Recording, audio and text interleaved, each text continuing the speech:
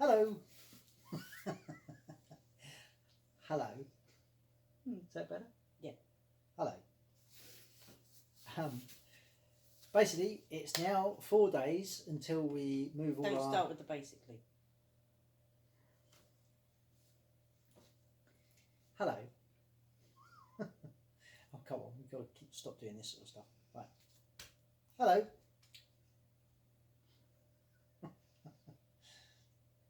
Hello. Can't keep doing it on hello. No, I know we can't. Okay. Hello, everyone. We're 4 day... Yeah. Try again. Hello, everyone. It's 4 days. No. Hello, everyone.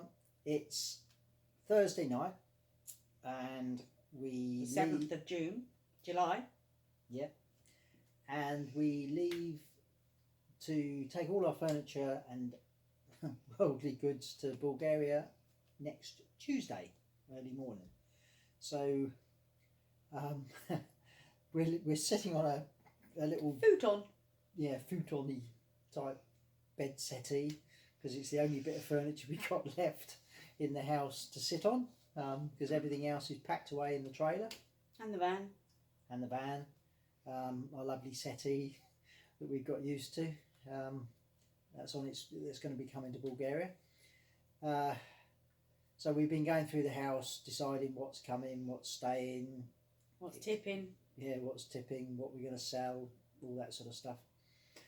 So basically, we're coming to Bulgaria on Tuesday, setting off with the van and a big trailer on the back with all our stuff. Looking forward to it, but not looking forward to it. I'm just a bit concerned that we're going to be a police magnet, probably going to get pulled over no end of times. Just it's a whopping great trailer, and it looks slightly amateurish, but well, the trailer's not amateur. No, it's good. It's just a good your trailer. Box conversion. Yeah. Anyway, I'll show you the van and the trailer tomorrow. What I've done. My sort of cunning plan was to not buy a box trailer, because they're very expensive for the sort of size that you can get. So I bought a flatbed trailer, which is 18 foot long, and I've used security fencing to make sides up and the roof that we already had. I wanted to transport. I wanted to have them in Bulgaria, but as they sort of stood as just sort of security fencing, big bulky items, and you wouldn't normally want to transport them all the way to Bulgaria because they're just not valuable enough to do that. But this way they're actually useful for a purpose, to make the trailer up, and when we've got them over in Bulgaria they're going to be very handy. So I've made this box trailer up, tarpaulin cover. I'll show you it tomorrow. I'm quite pleased with it. It's worked very well. I weighed the van and the trailer today. It's all partially loaded. With the heavy stuff. With all the heavy stuff that you can't sort of physically weigh. And the van and trailer I've got a train weight on the van towing a trailer of 6,300 kilograms. Everything that's in there at the moment comes to 5,380. So I've got just under a ton left, which is ample for all the smaller stuff, and we can weigh that as we put it on the trailer, and sort of stand on the old scales and weigh everything, so we know exactly what it all weighs. In the past I wouldn't have worried. I'd have just loaded the flipping thing up and just towed it, but apparently they're getting very hot these days on pulling you over and putting you on a weigh bridge and everything else, so I would definitely want to keep under the weight. So yeah, there we go, we're all kind of set, and we'll do a video showing you know, the whole trip down and how we get on. That's about it, isn't it, really? If I'm alive by the end of the trip. So anyway, here's what I've done to the trailer and the van. I've put a solar panel in, but I'll explain all that in this next bit. That's it. Cheerio, and catch you on the trip down. Bye. Bye. So Vanessa's had an upgrade.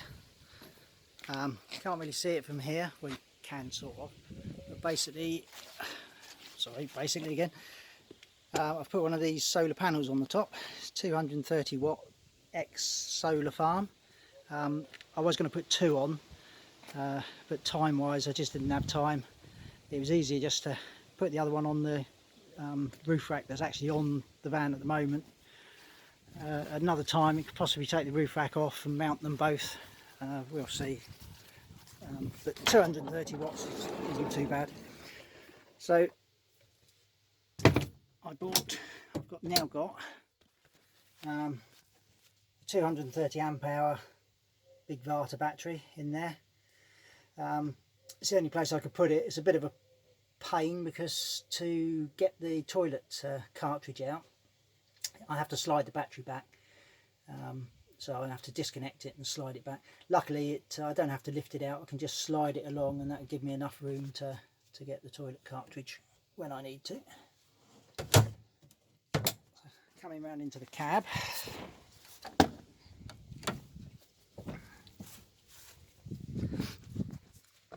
I bought, so basically it comes through the bulkhead, through a just a battery isolator, two-way isolator, because I've also got a relay on this that so I can charge it from the alternator that cuts in at 13 volts.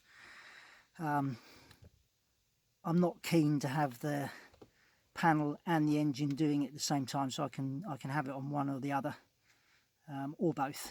I have tried it with both, but it just seems, you know, if the van engine's giving sort of like 14.5 volts at whatever amperage, I can't remember what it is now, I don't really need the panels putting into that and then over zinging the battery.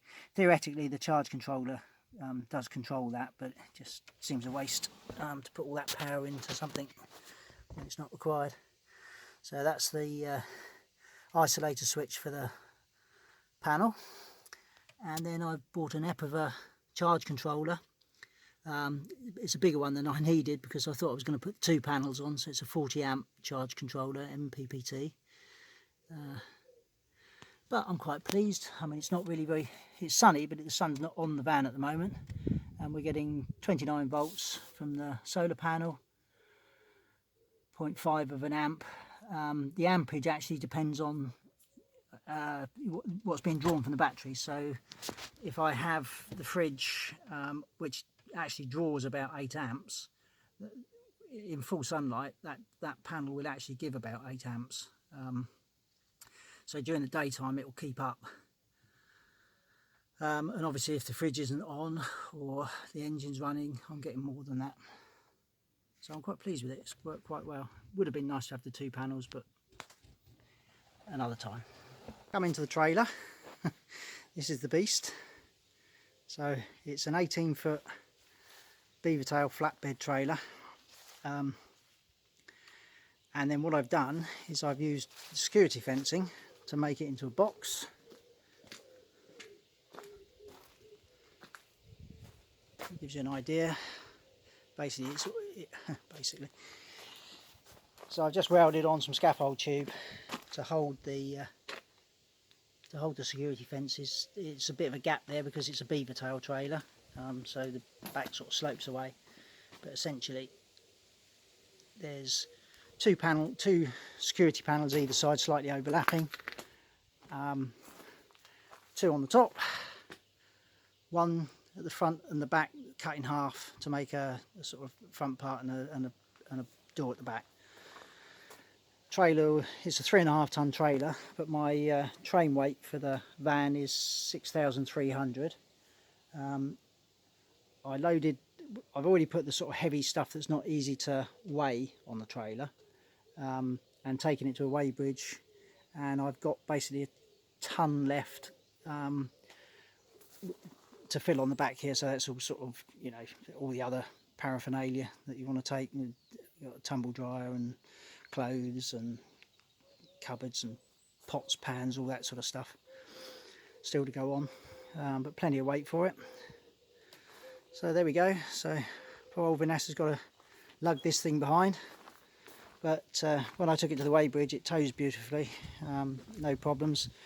The tarpaulin doesn't flap because I've put these plastic mouldings from a local supplier, which were very cheap. They're about £2.50 a strip, and they're just screwed through to hardboard behind with some little washers just to make sure they don't come off. And that's it. Just the weekend and Monday to go.